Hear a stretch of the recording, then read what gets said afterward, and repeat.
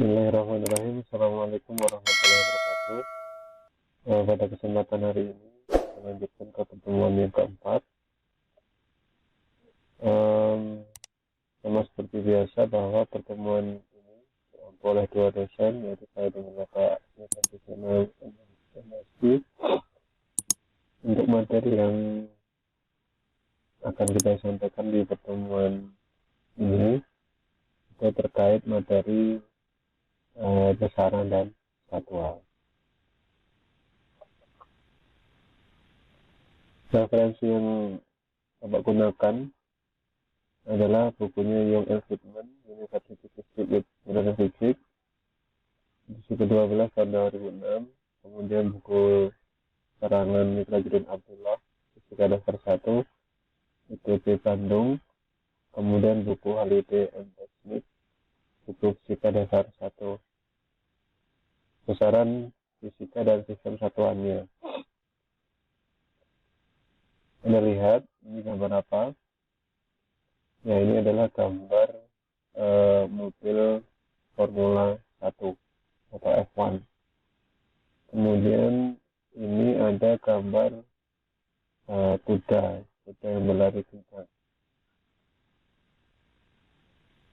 Dari dua gambar ini, mana yang punya kecepatan maksimalnya paling tinggi?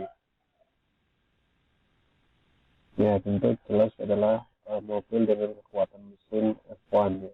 Maka dia akan melaju lebih kencang.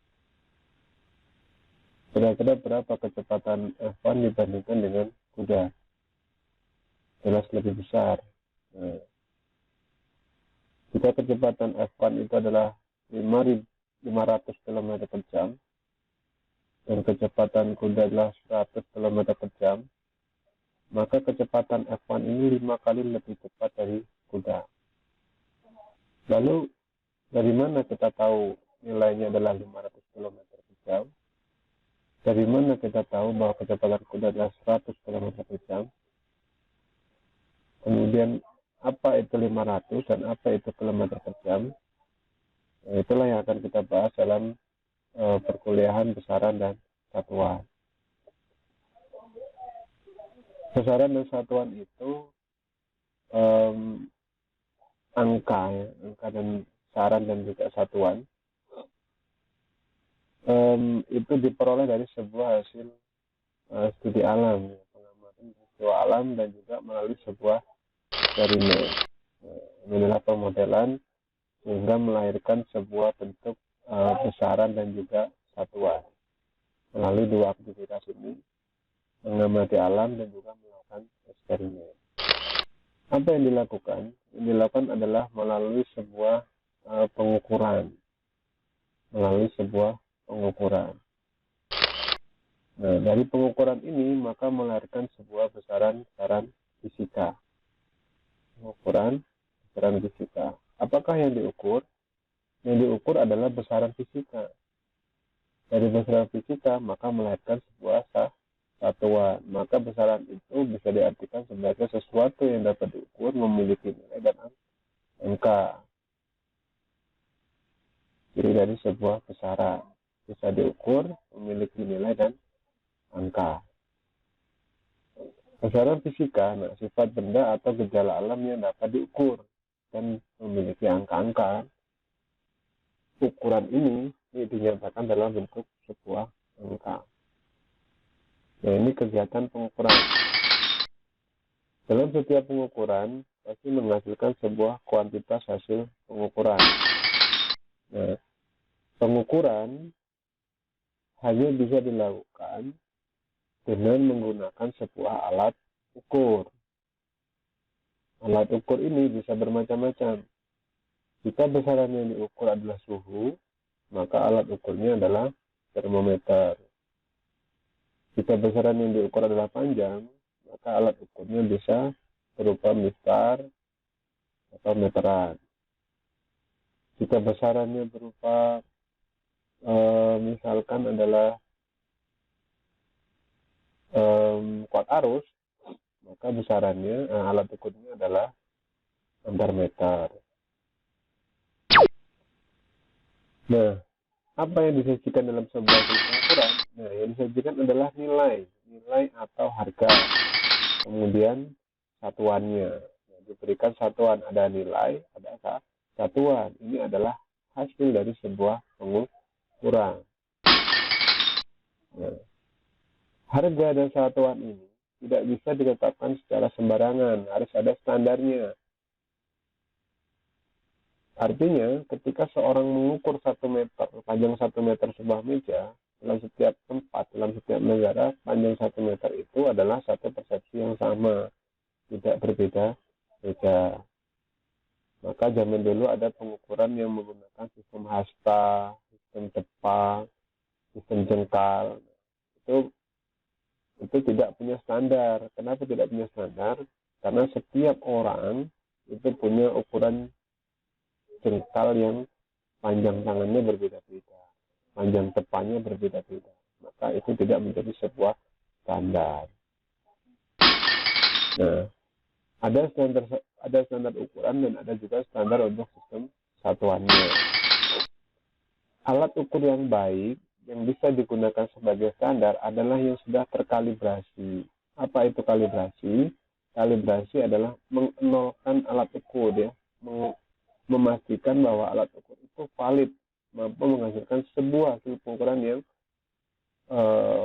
valid dan juga reliable, atau mampu menghasilkan yang valid dan presisi, ya, ukurannya.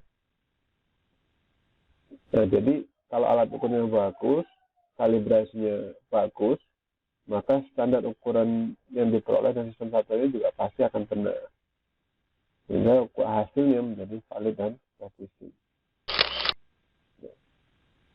Harga ditentukan melalui sistem metrik, ya. Sistem metrik itu sistem ordo atau berpangkat, misalkan dalam sistem giga, mega, tera, ya.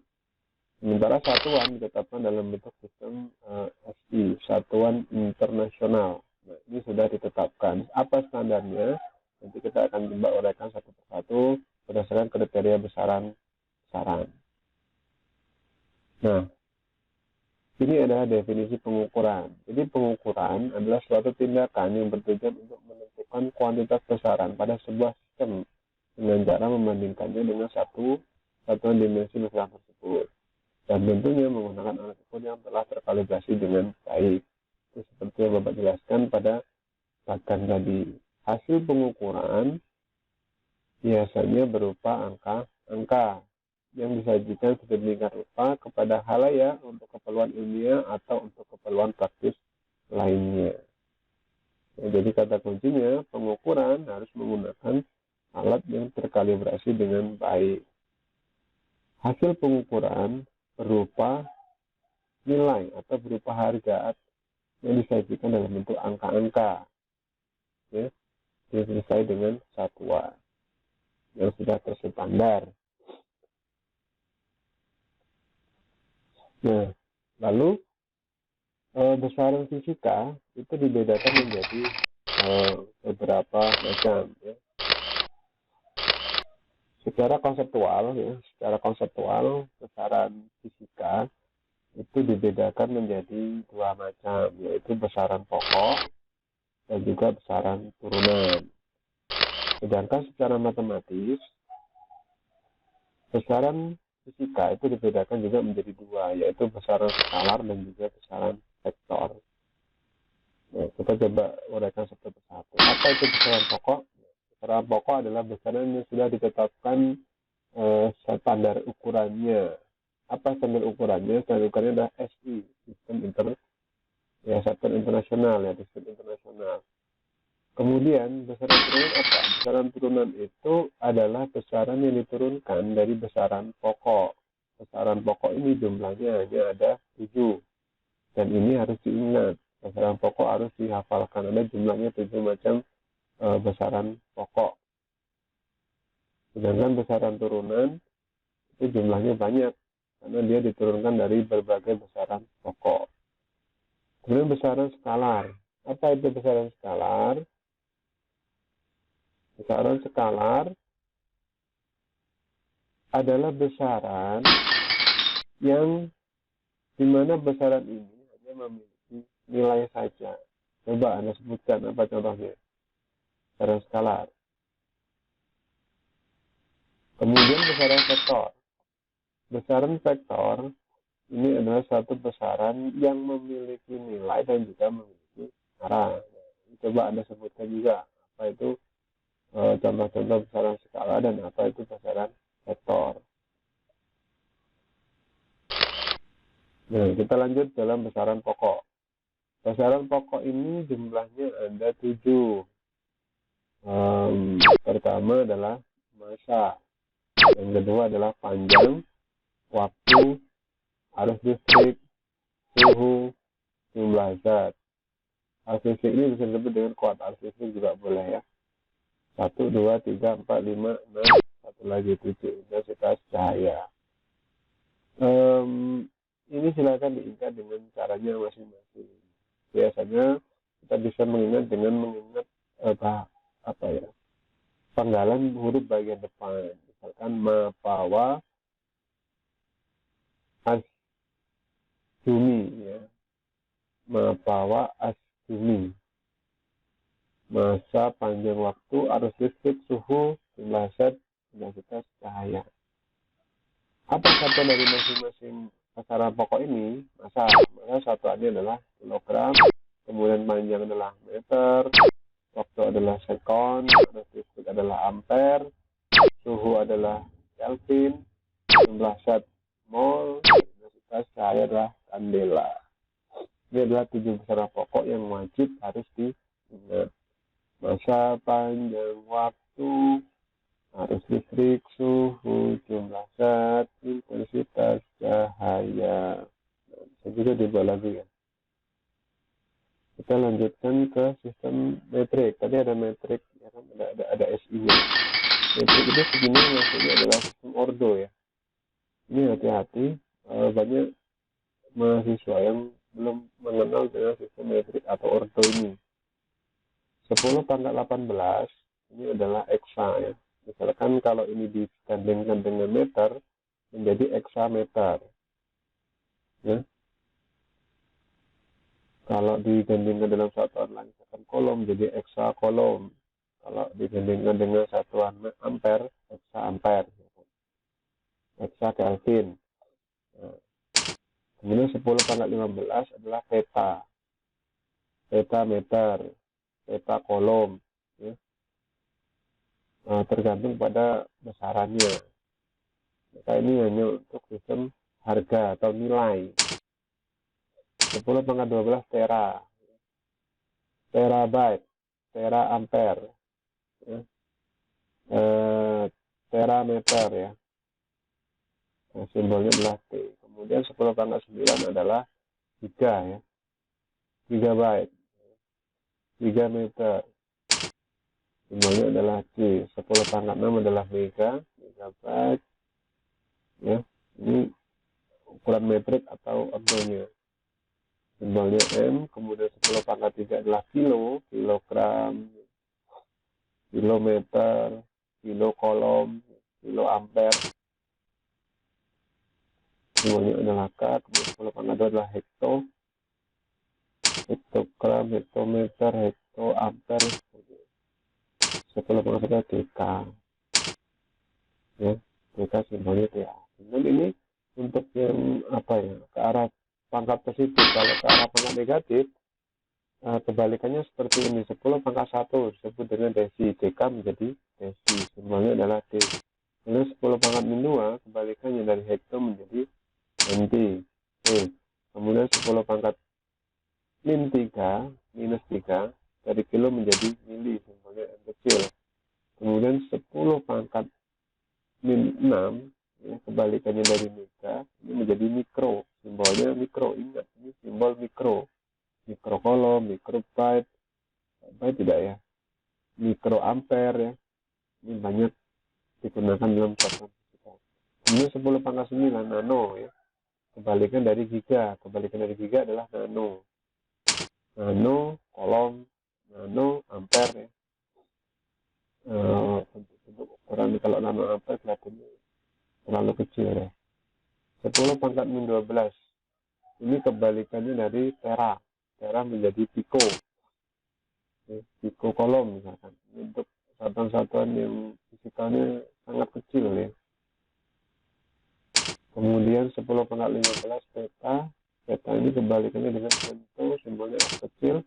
Dan yang terakhir 10 pangkat 18 kebalikan dari eksa. 10 pangkat 18 atau kolom. Ya. Matriks ukurannya 10 sampai 18. Simbolnya adalah kita lanjutkan ke berikutnya. Definisi setiap standar dari sebuah besaran pokok itu dilahirkan dari mana? Nah, kita coba satu. Panjang, besaran panjang dengan satuan SI-nya adalah meter, didefinisikan sebagai 1 meter adalah panjang lintasan di dalam ruang hampa yang dilalui oleh cahaya dalam selang waktu 1/2,99 1,299.792 sekon. Sekali ya. Ini melalui proses ilmiah ya, untuk melalui pengkajian. Kemudian massa, besaran massa satuannya adalah kilogram. Diperoleh dari mana? Massa dari 1 kg adalah massa silinder platinum iridium dengan tinggi 30 mm dan diameter 39 mm. Itu adalah standar penetapan nilai harga 1 kg. Menurut waktu atau sekon didefinisikan sebagai 1 sekon adalah 9,192 kali periode getaran radiasi yang dipancarkan oleh atom cesium dengan nomor atomnya 133 dalam transisi antara 2 tingkat energi ya, hyperfine level yang terdapat pada aras dasarnya atau ground state. Ini adalah nilai definisi dari waktu. Ini penetapannya dari mana, Pak? Ini penetapannya melalui kesepakatan dan melalui riset. Ditetapkan nilai 1 meter itu sekian. Nilai 1 kilogram sekian, nilai 1 sekon itu maksudnya begini loh. Sehingga di seluruh dunia definisi ini adalah definisi yang sama.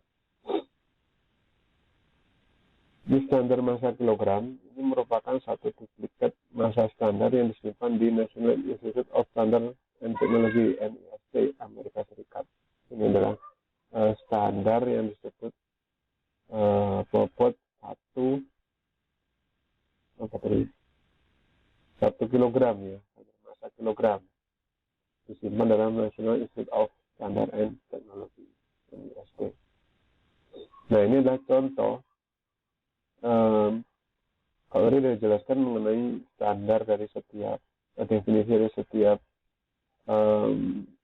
besaran ya, penentuan besaran pokok. Maka ini adalah contoh dari pengukuran. Ini adalah mengukur lebar dada. Kemudian ini adalah pengukuran tinggi dan panjang sebuah balok. Kemudian ini mengukur massa bayi. Ini juga mengukur volume dosis obat. Ini adalah contoh aktivitas pengukuran. Kemudian ini adalah contoh dari beberapa alat ukur. Ini adalah alat ukur digital ya, penimbang massa digital. Ini alat ukur volume. Kemudian ini alat ukur kecepatan. Ini ini adalah alat ukur yang bisa digunakan untuk mengukur panjang ya. Ini jangka sorong. Jangka sorongnya manual. Ini sudah mulai untuk alat ukur jangka sorong yang berbentuk digital. Kemudian selanjutnya besaran turunan. Besaran turunan tadi apa definisinya? Adalah besaran yang diturunkan dari besaran pokok. Yang pertama adalah kecepatan. Kecepatan diturunkan dari apa? Diturunkan dari jarak ya, dan juga waktu. Kecepatan ini diartikan sebagai pergeseran atau perpindahan ya, atau jarak yang ditempuh setiap satuan waktu. Ini definisi dari kecepatan. Satuannya adalah meter per sekon atau m per s. Kemudian percepatan merupakan perubahan kecepatan persatuan waktu. Jadi perubahan kecepatan setiap waktu disebut dengan percepatan. Satuannya adalah meter per sekon kuadrat. Jadi ada dua besaran. Besaran yang pertama kecepatan, yang kedua waktu. Jadi penurunannya adalah dari dua besaran. Kemudian gaya. Gaya juga merupakan besaran turunan. Gaya ini diturunkan dari apa? F sama dengan M kali A. Berarti dari massa dan dari percepatan. Maka disebut sebagai besaran turunan. Apa satuan gaya? Satuan gaya adalah Newton. Newton sama dengan kilogram meter per sekon kuadrat. Oke, silakan ajukan pertanyaan dengan menanggapi forum diskusi yang sudah dilingkan melalui sistem Sepada. Anda boleh mengajukan pertanyaan baru dengan mengklik tombol tanggapi yang diawali oleh Bapak. Kemudian nanti jika ingin menanggapi pertanyaan teman, silakan klik tanggapi pada pertanyaan teman. Kita lanjutkan. Dimensi. Nah, ini dimensi. Kalau ada besaran, satuan, pengukuran pasti akan ada dimensi. Dimensi ini sangat diperlukan karena sebenarnya dimensi ini digunakan untuk menyatakan esensi. Esensi dari sebuah besaran fisika yang tidak tergantung pada satuan yang digunakan. Contoh, jarak antara dua tempat dapat dinyatakan dalam meter, mil, langkah, ya, dan lain-lain. Apapun satuannya, jarak pada dasarnya adalah panjang. Ya. Nih, contohnya besaran pokok. Besaran pokok pada massa, panjang waktu. Ya. Ini adalah simbol dimensinya. MLT, I, Theta, IJN. Ini juga harus diingat. Kalau massa, maka simbol dimensinya adalah M, panjang L, waktu adalah T, ya. Kemudian alat listrik adalah I, suhu adalah Theta, jumlah zat N, intensitas cahaya adalah J. Ini adalah simbol dari dimensi dari sebuah besaran. Kita lihat, suatu besaran dapat dijumlahkan atau dikurangkan apabila memiliki dimensi yang sama. Setiap suku dalam besaran fisika harus memiliki dimensi yang sama. Maka sebenarnya salah satu fungsi dimensi adalah untuk membuktikan kebenaran dari sebuah persamaan fisika. Maka kita bisa mengujinya dengan dimensi dari besaran tersebut. Contoh di sini adalah besaran yang Bapak contohkan adalah besaran periode ayunan atau T ya. T itu disimbolkan sebagai periode. Ini periode pada sebuah bandul matematis, di mana T adalah 2 kali V akar L. L adalah panjang tali dan V adalah kecepatan gravitasi. Kita tunjukkan persamaan ini secara dimensional apakah benar. Kita coba lihat. Nah, dimensi periode T adalah T, ya, waktu. Kemudian dimensi panjang tali L, L berarti panjang ya, panjang adalah L besar. Kemudian dimensi percepatan gravitasi ini berarti diperoleh dari meter per sekon kuadrat. Berarti panjang per sekon kuadrat. Berarti L T min 2 ya. Kecepatan satuannya adalah meter per sekon kuadrat. Meter adalah panjang, panjang adalah L, dan sekon adalah T. Jadi periode ini bisa dimensi ini dilihat melalui satuan dari setiap besaran tersebut. Nah, kita coba cek. Kemudian P ini adalah konstanta sehingga tidak berdimensi. I, T banyak ya. Bentuk-bentuk konstanta itu tidak memiliki dimensi.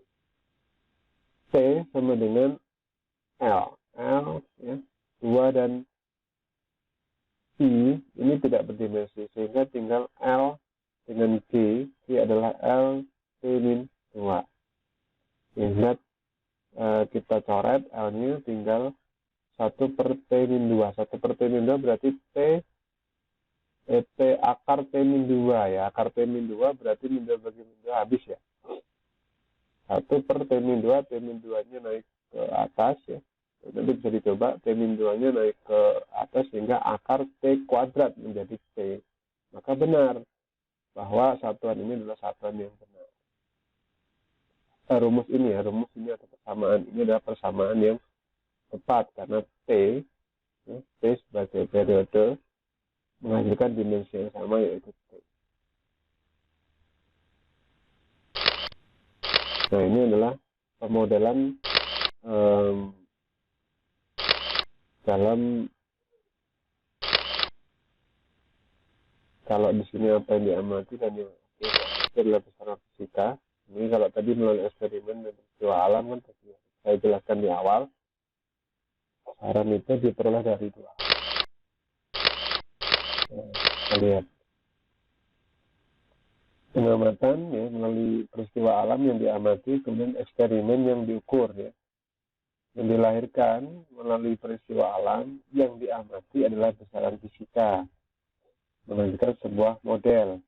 Kemudian eksperimen yang dilakukan melalui pengukuran akan menghasilkan sebuah nilai. Nah, nilai ini menggambarkan sebuah karakteristik interaksi antara materi yang diamati.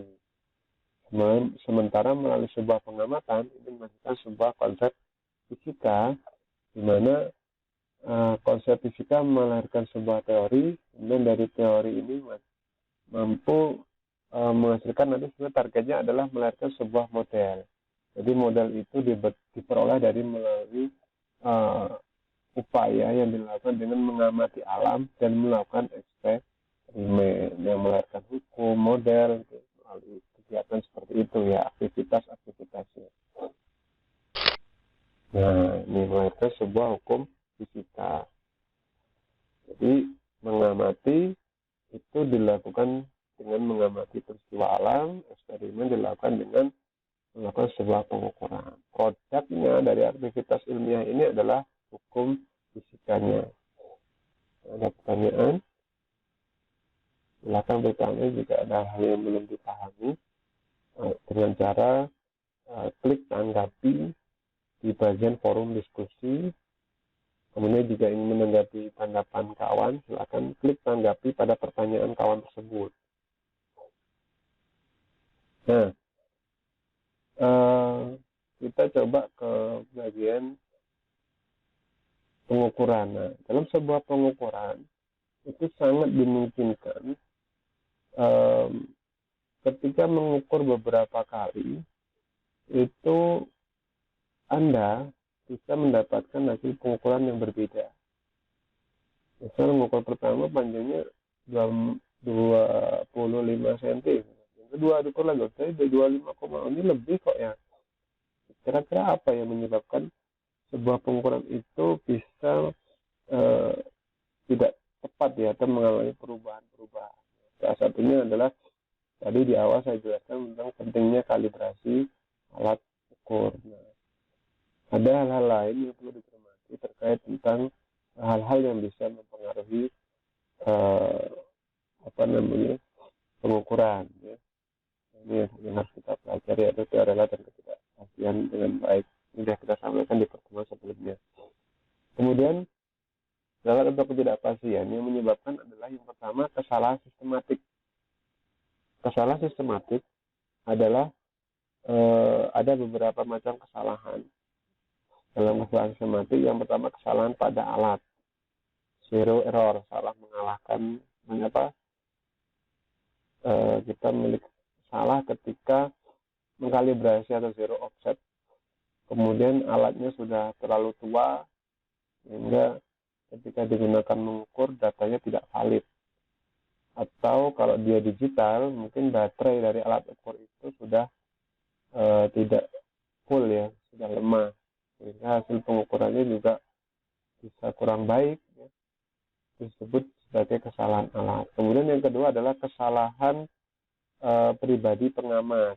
Jadi selain alat, dalam kesalahan sistematis ada disebut kesalahan pribadi pengamat. Kesalahan pribadi pengamat itu maksudnya bahwa kesalahan paralak. Paralak itu pengamatannya artinya posisi pengamat ketika menggunakan alat ukur. Nah, posisi yang ideal ketika kita menggunakan alat ukur adalah kita harus berada tepat di atas skala pengukuran pandangan kita. Tidak berada di samping kanan ataupun samping kiri, tapi kita harus berada di tepat di atas skala pengukuran. Kemudian ada kesalahan lain-lain seperti interpolasi, metode, teknik penggunaan alat, kelelahan si praktikan atau praktik ketika melakukan praktikum itu juga bisa menjadi kendala, atau juga ketidakseriusan melakukan sebuah pengambilan data itu juga menjadi penyebab dari data itu menjadi tidak valid dan reliable atau presisi.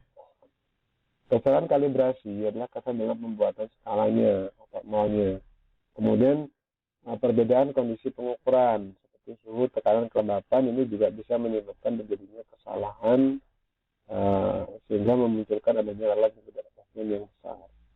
Kemudian yang kedua adalah kesalahan rambang atau random error. Random error ini disebabkan oleh beberapa hal. Yang pertama, fluktuasi tegangan listrik. Random error. Ini sangat mungkin terjadi terutama untuk bentuk-bentuk pengukuran atau eksperimental yang menggunakan arus listrik atau tegangan listrik. Maka biasanya kita bisa menggunakan alat stabilizer untuk menyetabilkan tegangan. Biasanya dalam praktik-praktik penggunaan osiloskop yang membutuhkan tegangan stabil itu sangat mempengaruhi. Kemudian landasan alat tak stabil ini sangat berpengaruh pada bentuk pengukuran yang menggunakan misalkan pengukuran massa, ya, itu ketika menggunakan raja Hauss dan macam-macam massa yang lain, alat ukur yang lain, itu mejanya harus yang stabil. Dan yang berikutnya angin, ya. Saat pengukuran itu juga sangat berpengaruh. Misalkan raja Haussnya tertiup angin, bergerak sendiri, nah itu juga kurang tepat. Kemudian suasana bising juga bisa mengganggu, misalkan pengukuran untuk suara, noise, ya. Noise itu biasanya ada semacam gangguan pada rangkaian elektronika dan terajak dan molekul udara dan sebagainya. Kemudian tingkat kesalahan dalam sebuah pengukuran itu harus dipersentasekan dalam penulisan atau pelaporannya. Kadang-kadang terdapat perbedaan antara nilai penerimaan, nilai yang kita peroleh dengan nilai eksperimental. Perbedaan tersebut disebabkan karena kesalahan atau error. Error sama dengan nilai penerimaan dikurangi dengan nilai eksperimental. Persentase kesalahannya, error dibagi dengan nilai penerimaan dikali dengan 100%.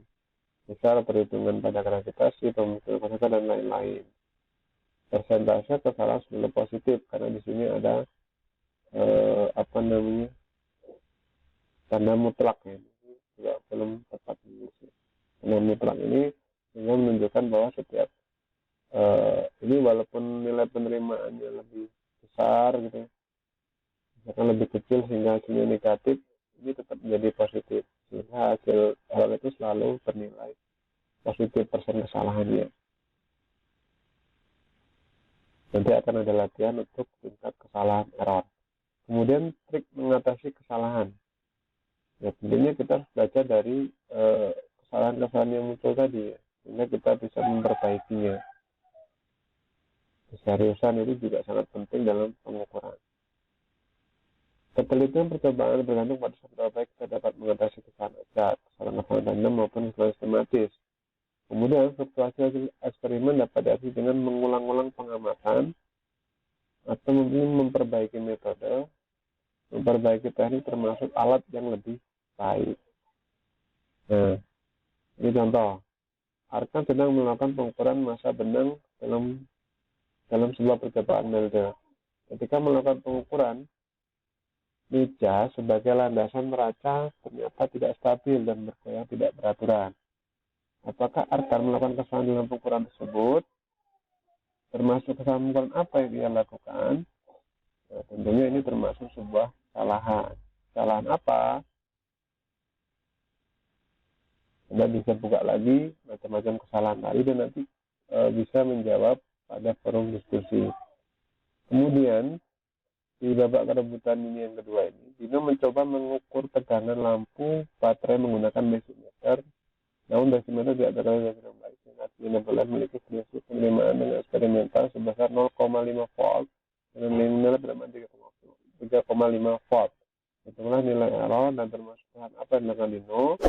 Silakan Anda jawab ini pada forum diskusi yang kita siapkan di Padang. Termasuk juga latihan, nanti bisa dihitung. Ini sebenarnya waktunya juga tidak ada, nanti kita tunggu jawaban kalian di forum diskusi. Oke, terima kasih. Silakan dilihat videonya dan dipahami. Jika ada pertanyaan, diajukan pada forum diskusi. Saya akhiri.